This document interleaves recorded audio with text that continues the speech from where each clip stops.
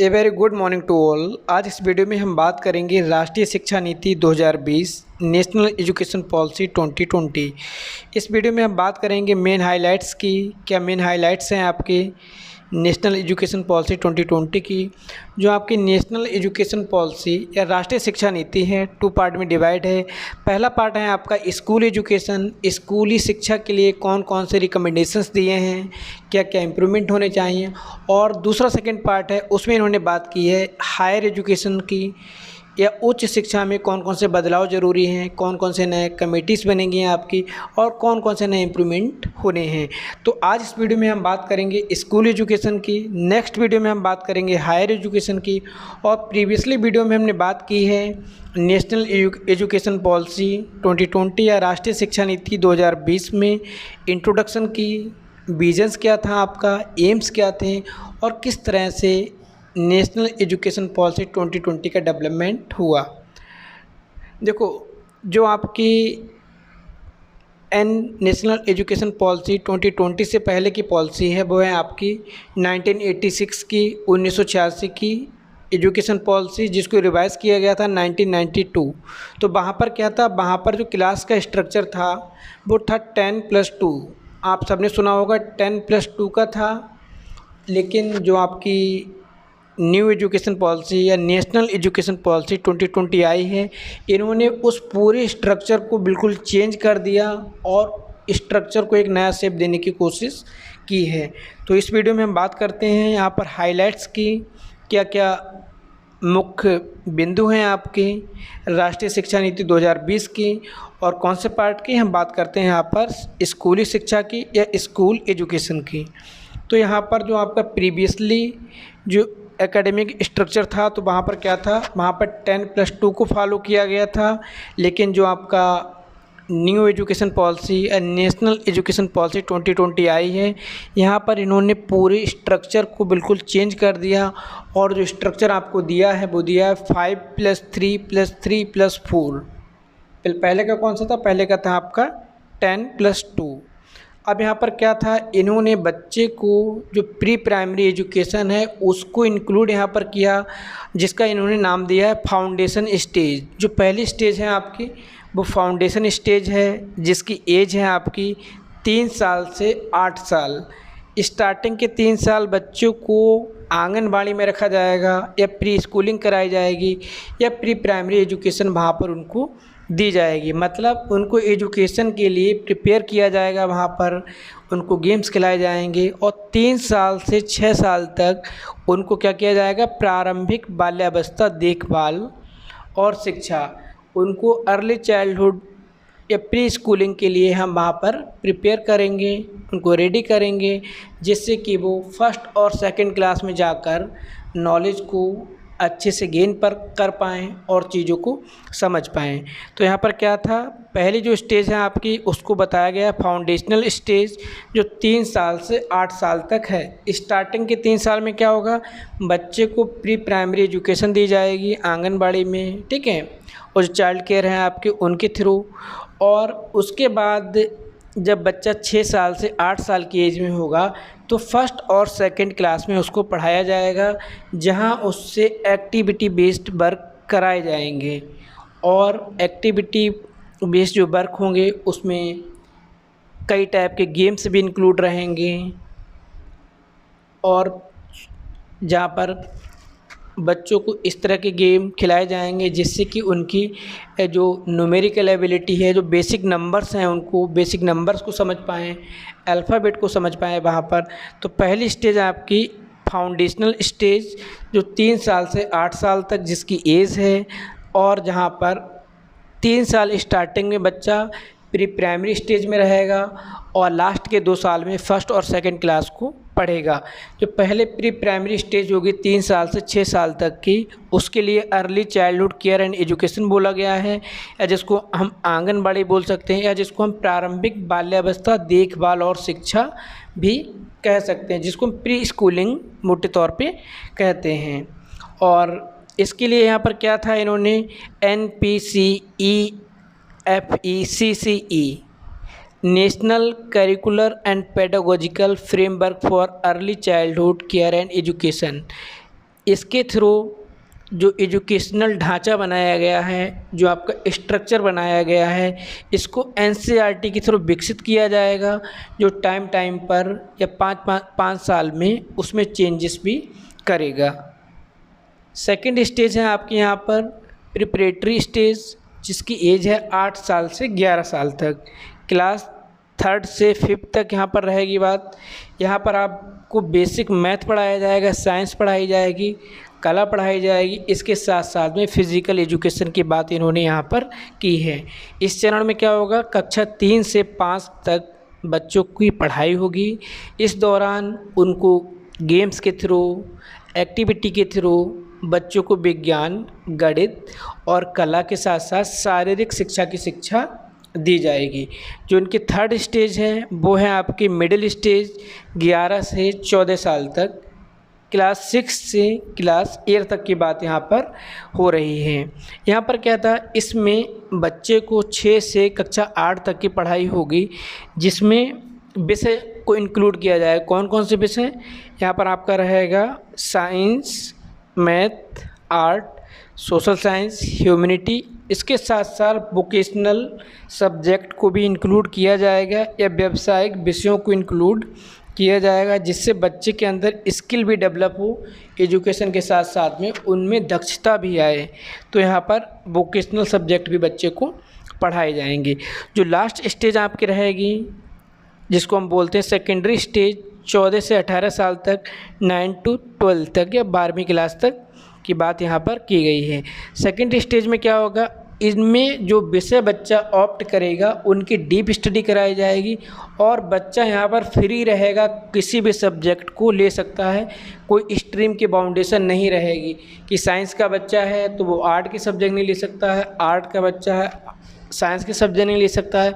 यहाँ पर पूरा मिक्सचर रहेगा आपका, आपके ऊपर कोई बाउंडेशन नहीं रहेगी कि आपको कौन सा सब्जेक्ट लेना है। यहाँ पर आप मिक्सअप कॉम्बिनेशन को ले सकते हैं। यानी स्कूल में जो आर्ट साइड होती है आपकी, कॉमर्स, साइंस का कोई आपका कठोर पालन नहीं करना होगा। जो आपके लिए सूटेबल लगे वो आप यहाँ पर ले सकते हैं। छात्रों को फ्रीडम वहाँ पर रहेगी। तो यहाँ पर क्या होगा, फ्लेक्सिबिलिटी रहेगी, किसी भी सब्जेक्ट को आप ऑप्ट कर सकते हैं।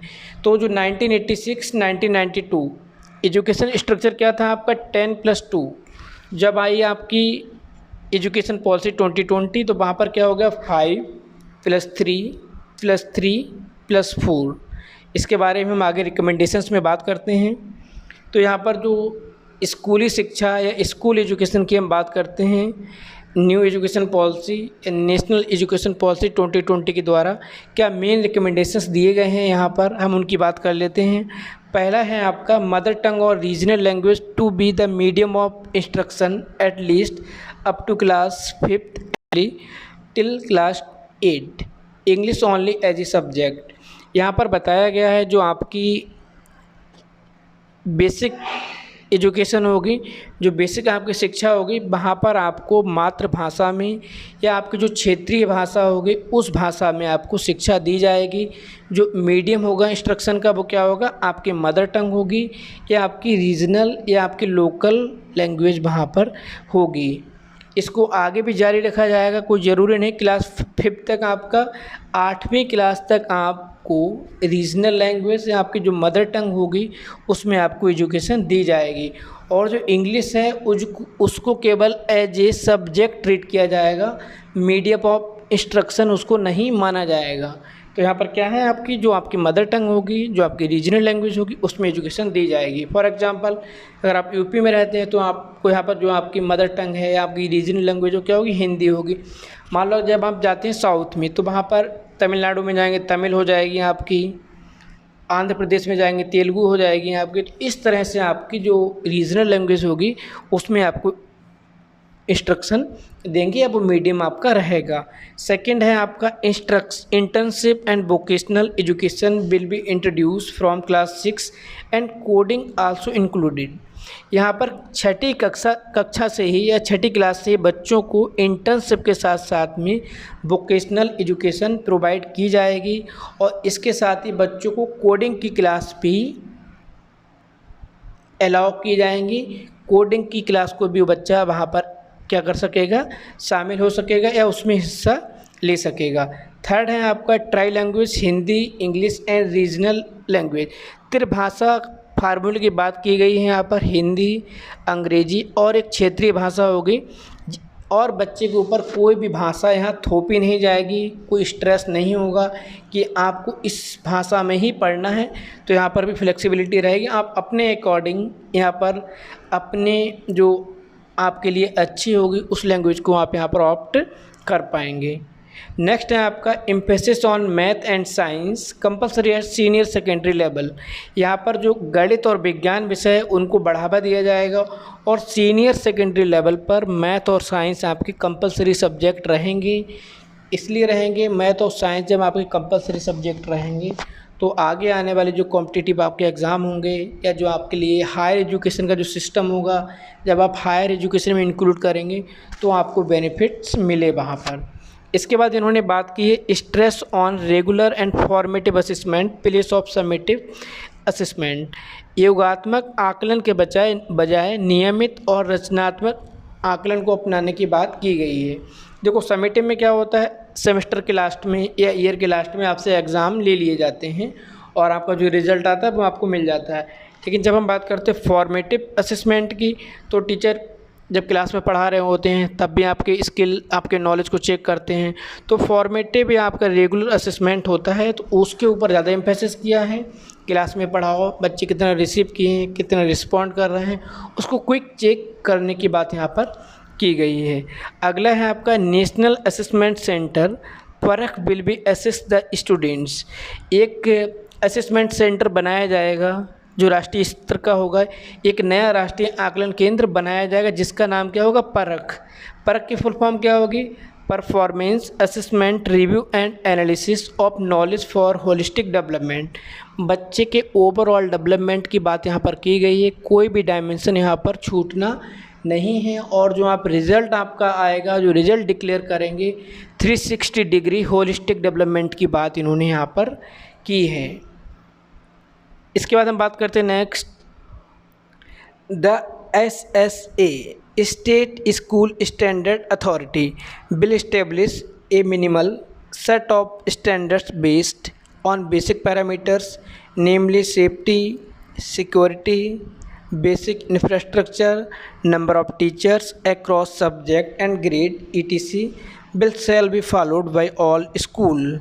इसके बाद इन्होंने बात की है इस स्वतंत्र स्टेट स्कूल स्टैंडर्ड अथॉरिटी की SSA की, जिसका गठन किया जाएगा, जिसका काम क्या होगा, प्लानिंग करना, योजनाओं को बनाना, उनको संचालित करना, स्कूलों की जो क्वालिटी है, जो एजुकेशन की क्वालिटी है उसको सुधारने के लिए और जो भी एकेडमिक आपकी चीज़ें होंगी उस पर नज़र रखने के लिए केंद्र सरकार के द्वारा राज्य स्तर पर स्टेट स्कूल स्टैंडर्ड अथॉरिटी का गठन किया जाएगा, जो SRT के अंडर में रहेगा और SCRT NCRT के अंडर में रहेगा वहाँ पर। नेक्स्ट है आपका strengthening the central advisory board of education cab. जो कैब है आपका केंद्रीय शिक्षा सलाहकार बोर्ड, उसको मजबूत करने की सिफारिश की गई है इस कमेटी में, इस एजुकेशन पॉलिसी में, कि उसको कुछ राइट्स बढ़ाए जाएं जिससे कि वो पूरे एजुकेशन सिस्टम को मॉनिटर कर पाए, साथ साथ में जहाँ जहाँ पर इम्प्रूवमेंट होने उसके लिए भी सजेशन। नेक्स्ट हम बात करते हैं यहाँ पर right to free and compulsory education 2009, high quality schooling from early childhood and education through higher secondary education. यहाँ पर बात की गई, अभी आपने पढ़ा है राइट टू एजुकेशन, शिक्षा का अधिकार अधिनियम 2009। 6 साल से 14 साल तक के बच्चे को अनिवार्य निःशुल्क शिक्षा प्रदान करना, बिना किसी भेदभाव के, बिना किसी कास्ट कम्युनिटी के भेदभाव पर, बच्चा नॉर्मल हो आपका, बच्चा आपका स्पेशल हो वहाँ पर, या किसी भी कास्ट रिलीजन से बिलोंग करता हो, उसको रोकना नहीं है। अब जो आपकी new education policy, national education policy 2020 आई है, इन्होंने स्टार्ट किया है अर्ली चाइल्डहुड से 12th क्लास तक को प्रत्येक बच्चे को शिक्षा मुहैया कराई जाए और शिक्षा के समान अवसर उपलब्ध कराए जाएँ। तो यहाँ पर क्या चेंज किया गया, पहले आपका क्या था 6 साल से 14 साल तक के बच्चे को, अब आपके 3 साल से 18 साल तक के बच्चे को शिक्षा प्रदान की जाएगी, जो आपकी नेशनल एजुकेशन पॉलिसी 2020 में रिकमेंडेशंस दिया गया है। अगला क्या है आपका, mid day meal scheme to be extended to include breakfast. Mid day meal में आपको अब यहाँ पर क्वालिटेटिव ब्रेकफास्ट भी आपको दिया जाएगा, हेल्दी ब्रेकफास्ट आपको प्रोवाइड किया जाएगा स्कूलों में, और ब्रेकफास्ट भी आपको 10th क्लास तक यहाँ पर उपलब्ध कराया जाएगा। ये मिड डे मील जो होगा 10th क्लास तक आपको दिया जाएगा। अब तक क्या होता था, आपके प्राइमरी में मिलता है और जूनियर में मिलता है, अब इसको भी आगे बढ़ाया जाएगा। नेक्स्ट आपका क्या है, जो NCERT है आपकी राष्ट्रीय शैक्षिक अनुसंधान एवं प्रशिक्षण परिषद, वो पूरे देश में नोडल एजेंसी होगी। जितने भी आपके जो स्कूल लेवल के एजुकेशन सिस्टम हैं वो NCERT के द्वारा गवर्न किए जाएंगे। नेक्स्ट है आपका Indian language and English foreign language such as Korean, Japanese, Thai, French, German, Spanish, Portuguese, Russian will also to be offered at secondary level for students to learn about the culture of the world and to enrich their global knowledge and mobility according to their own interest। उन बच्चों को जिनको और भाषाओं को सीखना है, जो भारत देश की भाषाओं के अलावा अन्य देश की भाषाओं में अगर रुचि लेते हैं, फॉर एग्ज़ाम्पल कोरिया की भाषा, जापान की भाषा, थाईलैंड की भाषा, फ्रांस की भाषा, तो उनको वो सीनियर सेकेंडरी लेवल पर उपलब्ध कराई जाएगी अगर उनकी खुद से इच्छा वहाँ पर होती है, जिससे कि बच्चे उस देश के कल्चर के बारे में बहुत डीपली जान पाएंगे, अपने जो वर्ल्ड वाइड नॉलेज है, जो ग्लोबल नॉलेज है, उनको इन्हेंस कर पाएंगे, और जो उनके विचार हैं वो विचार भी बहुत ज़्यादा गतिशील होंगे। Stress will be on project based learning and skill development. यहाँ पर इन्होंने बात की है जो टीचिंग आपकी होगी, टीचिंग लर्निंग जो प्रोसेस होगी वो मोस्टली प्रोजेक्ट बेस्ड होगी, रटने रटाने की कोई बात नहीं होगी। यहाँ पर जो वर्क होंगे वो आपके प्रैक्टिकली होंगे, और यहाँ पर ट्रेनिंग या स्किल की बात ज़्यादा की गई है, चीज़ों को रटाना नहीं है। नेक्स्ट रहेगा आपका students will participate in A 10 day bagless period. यहाँ पर 10 दिन ऐसे होंगे बच्चा बिना बैग के स्कूल आएंगे, यानी इस दौरान उन बच्चों को इनफॉर्मल इंटर्नशिप कराई जाएगी। मतलब 1 महीने में 20 दिन बच्चा कॉपी किताब के साथ में आएगा, वो भी बहुत कम बोझ के साथ में आएगा। इसके साथ ही 10 दिन बच्चा विदाउट बैग के आएगा और इंटर्नशिप करेगा, जहाँ पर उनको ट्रेनिंग दी जाएगी। किस चीज़ की, कारपेंटर की, गार्डनर की, माली की, पॉटर्स की और आर्टिस्टिक की। नेक्स्ट आपका रहेगा the TETs will also extended to cover teacher across all stage. जो TET है आपकी, अभी क्या है, TET आपकी जूनियर और प्राइमरी लेवल पर है, लेकिन न्यू एजुकेशन पॉलिसी में अर्ली चाइल्डहुड, आपकी primary, upper primary, secondary level तक जितने भी स्टेज हैं आपके स्कूल एजुकेशन सिस्टम के, प्रत्येक लेवल पर TET आपको क्वालिफाई करनी होगी, चाहे आपका फाउंडेशनल लेवल हो, प्रिपरेटरी लेवल हो, आपका मिडिल और सेकेंडरी हो। State school regulatory authority will be introduce, और एक परीक्षा नियामक प्राधिकारी राज्य स्तर पर बनाया जाएगा जो कि इन चीज़ों पर ध्यान देगा। और जो टेट का एग्ज़ाम है आपका, उसमें क्या होगा, सेकेंडरी लेवल या जो 12वीं क्लास तक आपका टीचर या जिसको हम बोलते हैं शिक्षक पात्रता परीक्षा, टीचर एलिजिबिलिटी टेस्ट या TET को लागू किया जाएगा। और TET को कौन कराएगा, TET को कराएगा नेशनल टेस्टिंग एजेंसी, जो आपका नीट का एग्ज़ाम कराता है, जो आपका NTA नेट का एग्ज़ाम कराता है, ठीक है। तो यहाँ पर NTA के द्वारा कराया जाएगा, नेशनल टेस्टिंग एजेंसी, जिसमें क्या होगा, प्रत्येक जो आपका डायमेंशन होता है, प्रत्येक विषय वार अंकों के आधार पर आपको वरीयता मिलेगी। और जब आपकी ज्वाइनिंग होगी तो वहाँ पर आपका डेमो, स्किल, इंटरव्यू सब कुछ इंक्लूड होंगे, और ये जो कंडीशंस है प्राइवेट स्कूल में भी अप्लाई होंगी। इसके साथ में क्या था, जो टीचर्स हैं आपको उनको गैर शैक्षणिक कार्यों से हटाया जाएगा, नॉन टीचिंग वर्क में इंक्लूड नहीं किया जाएगा। केवल उनकी ड्यूटी कहाँ रहेगी, इलेक्शन में ड्यूटी रहेगी, इसके अलावा उनको और किसी चीज़ों में इंक्लूड नहीं किया जाएगा। और क्या करना था, जो ट्रांसफ़र पॉलिसी आई तो कोई भी अपनी स्वेच्छा से ट्रांसफ़र नहीं ले पाएगा। अगर प्रमोशन होगा तभी ट्रांसफ़र होगा। प्रमोशन होगा उनके स्किल के बेस पर, उनके परफॉर्मेंस के बेस पर। जब वो क्या होंगे, प्रमोट होंगे, जब प्रमोशन मिलेगा तभी वो दूसरी जगह पर जा पाएंगे। और यहाँ पर राज्य स्कूल नियामक प्राधिकरण, जिसकी हम बात किए थे, स्टेट स्कूल रेगुलेटरी अथॉरिटी का गठन किया जाएगा, जिसके जो चीफ होंगे वो शिक्षा विभाग से जुड़े रहेंगे। नेक्स्ट आपका रहेगा एनसीटी द्वारा वर्ष 2022 तक शिक्षकों के लिए national professional standard for teacher NPST विकसित किया जाएगा। इसमें क्या होगा, कॉमन नेशनल प्रोफेशनल स्टैंडर्ड्स, जिसमें NCERT SCERT शिक्षकों और सभी स्तरों पर या सभी क्षेत्र के जितने भी आपके एक्सपर्ट होंगे उनके साथ चर्चा के आधार पर इसको तैयार किया जाएगा। नेक्स्ट आपका रहेगा national curricular framework for school education NCFE will be framed bye NCERT के द्वारा national curriculum framework for school education NCFSE को फ्रेम किया जाएगा, जिसमें क्या होगा, प्रत्येक दस्तावेज को 5 से 10 साल में संशोधित किया जाएगा, उसको बार बार एडिट किया जाएगा। क्यों, स्कूली शिक्षा को एक नए रूप में, एक व्यापक रूप में उसको आगे बढ़ाने के लिए।